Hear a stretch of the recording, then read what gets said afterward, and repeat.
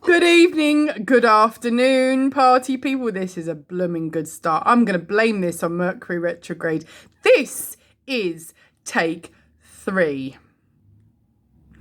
I keep saying that word, the 2-letter word that's really irritating, and I'm not going to say it. Today, I'm going to talk about kindness, crying, cleansing, and how things that are meant for us, if we thought were lost, will always be returned. This is an inspirational, uplifting message. Every part of this is completely true. This has happened to me in the last 36 hours or so. It has been too stark to ignore. As you know, I'm an intuitive witch and I operate on coffee, cuss words and meditation generally. I get a lot of downloads when I first, it seems as though seconds before the alarm goes off in the morning or seconds before I'm awoken for whatever reason. And I spoke to you the other day about the roulette wheel and how either someone's taking a gamble, someone's playing Russian roulette, be careful. And then I got the download from Spirit that says, no, that's not it. The wheel is still turning. This is a cycle that's closing out. We don't know the outcome yet because the ball hasn't fallen. Let it flow. Let go, let God. Listening to impromptu tarot reading in the car this morning, and the reader says this is a roulette wheel, to which my head does an owl swivel, and says the ball hasn't fallen yet. To this point I'm now swearing at the dashboard, as you can imagine. Once the ball falls, you will know the outcome. By this point I'm almost sick. I cannot believe what I'm absolutely hearing. And then she goes on to say, but no, wherever the ball falls is for your very highest good. So that's what I was getting at 2 or 3 days back. It seems that the message from Spirit wasn't just for me, as I correctly identified at the time. It is for the collective. I nearly said that word. It was in my head, but my mouth zipped. We're getting there, aren't we? So, what I'm saying to you is whatever situation you are facing that isn't clear, you do need to let go and let God, let the ball roll, let the wheel turn. And when the ball lands, wherever it lands, it may not seem ideal for you at the time, but wherever it lands is for your absolute highest good. That was a message that kept coming to me, and it was reaffirmed by quite a successful reader online, and although I was a little freaked out that she almost said word for word what I said, it's very clear that that Spirit is using us as a channel. Okay, ooh, said it. We'll carry on only once. Now, what I do want to address is kindness, crying and cleansing. There's not enough crying in this world, and there's not enough kindness in this world either. When we are small, we are conditioned that crying isn't something that's embraced. It's often looked upon with shame, ridicule, annoyance, or something negative. Let me tell you this. Crying is a human emotion. When you hurt yourself physically, sometimes you cry. Okay, we'll carry on. Pretend I didn't say that. And people seem to think that when you're small, you must be tough. You mustn't cry, especially if you're a boy. Boys don't cry. That's wrong. All kinds are wrong. This is never gender specific. Nothing should be gender specific. Love, crying, kindness. We are energy. We are spiritual beings. We should be happy. We should be kind. We should cry as well. This is a reflex. If you have got an itch, you scratch it. You don't get told off for scratching it. If you are sad, you cry. What's the difference? It doesn't make you weak. It doesn't make you namby-pamby. It doesn't make you a sissy or any less of a person. It makes you human. I strongly believe that crying is a sign of strength, because it shows that you are able to trust yourself enough to feel it whilst you heal it. Trust me on this. I've spent most of the year in tears, so I can tell you for absolute fact. There are several different reasons that we cry. Some, we've hurt ourselves physically. Lots of them emotional crying, be it we're heartbroken, we're hurt, there's loss, there's bereavement. Or on the flip side, the emotional tears that you get when you experience joy, wonder, happiness, love. It happens. It does. But most people commonly associate crying with sadness and negativity. And I think we need to be a little more open-minded and objective about that. And I'm going to give you an example where kindness ties into this. I'm a Pisces, Sun and Venus. And so I'm quite a watery, emotional sign, which can be a nightmare when the moon is at certain cycles and I'm at certain cycles. It's very emotional and very wet, with tears. I've always felt things very deeply, and sometimes people, they drink or they take drugs or they go and punch someone when they're upset. I cry, okay? I cry.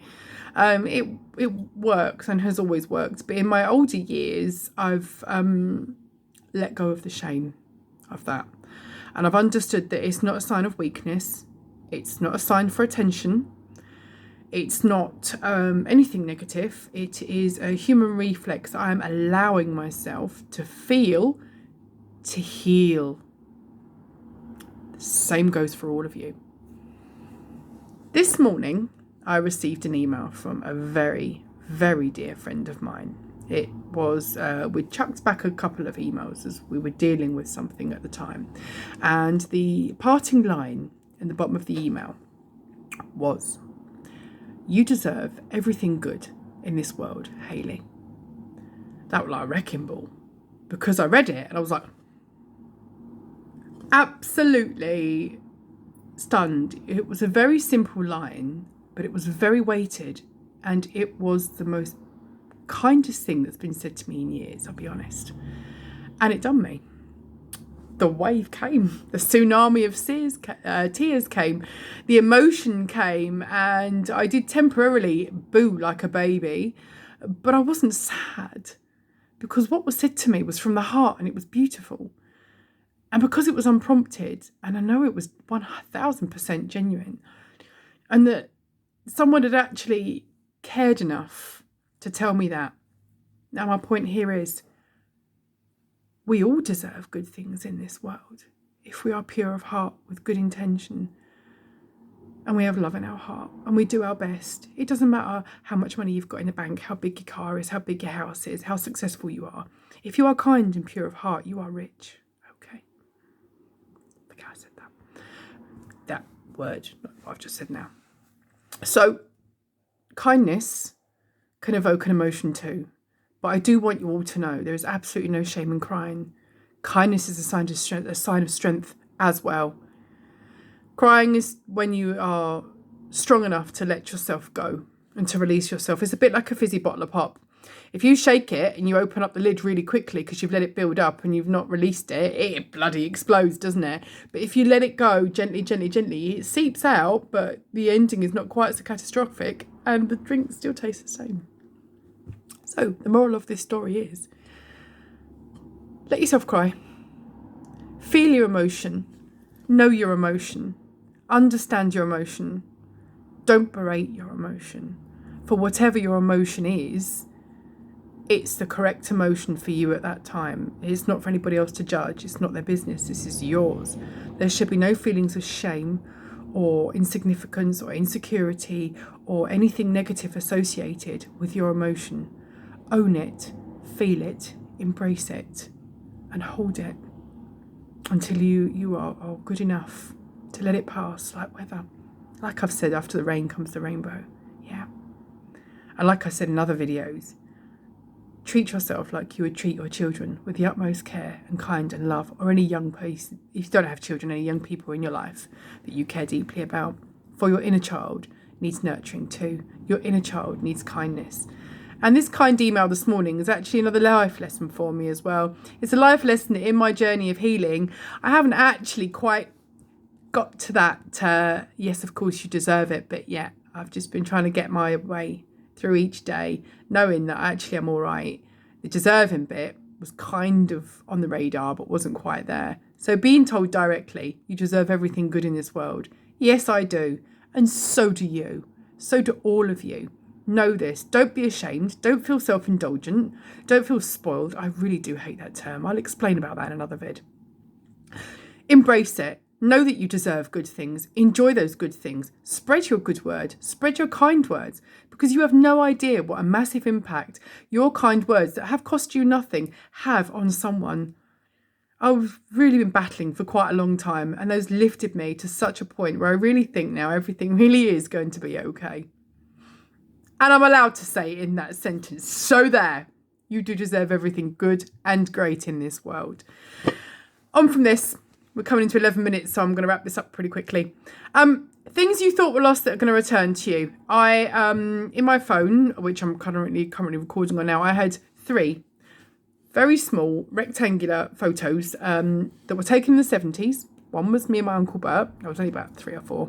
One was my nanny, my Uncle Bert and myself. And one was my late mum. Okay. They jumped out of my phone on Friday, and I thought, oh, do you know what? They keep falling out my phone recently. Either they're trying to tell me something, or I've lost them in the car somewhere. I looked in the car, I didn't find them in the car, and the strangest thing was, instead of panic, because obviously I don't have copies of these are old photos cut out of an album with sticky back on them from years ago. Raggedy but extremely loved and very, very priceless. But there wasn't a feeling of panic in me, there was a feeling of calm. And the message that I got was, if they're meant to return back to you, and these people really do walk beside you in spirit, they will come back to you. So this was on Friday, I noticed this. Went the whole weekend. Monday comes. My middle child is on the second school run, 6 miles away, and I park the car and I walk the couple of streets to the school. As I'm walking the couple of streets to the school in the afternoon, I actually just collected him. I was walking back to the car. So I walked past this spot to collect child, didn't notice anything on pavement or anything else. As I'm walking back 10 minutes later, I see a white rectangular strip of photographic paper, and I knew this was on a busy main road in town, okay, in West Yorkshire, where Arctics thunder by every 2 minutes. There's a school, it goes right into the main Skipton, it's pretty crackers. And I knew before I even bent down and overturned that piece of rectangular paper that on the other side of that was my nanny, my Uncle Bert and me in the 70s. And lo and behold, party people, I pick it up off the ground. It'd been raining all weekend. There'd been several hundred people walk past there. There was my picture. So my nanny and my Uncle Bert had been returned to me. 2 other photos I hadn't found. I went looking over the green earlier yesterday for them, didn't find them, except that perhaps if they were due to come back to me, then they would come back to me. Thought a little more about losing my late mum's photo, was a little sad by it, but not too distressed, as I know that I've got a few of her dotting around the house. She's actually just to the right of this camera as we speak. This afternoon, I get out the car, I go to collect child, and I'm walking along and I'm thinking about those words that were said to me in the email. You deserve everything good in this world, Hayley.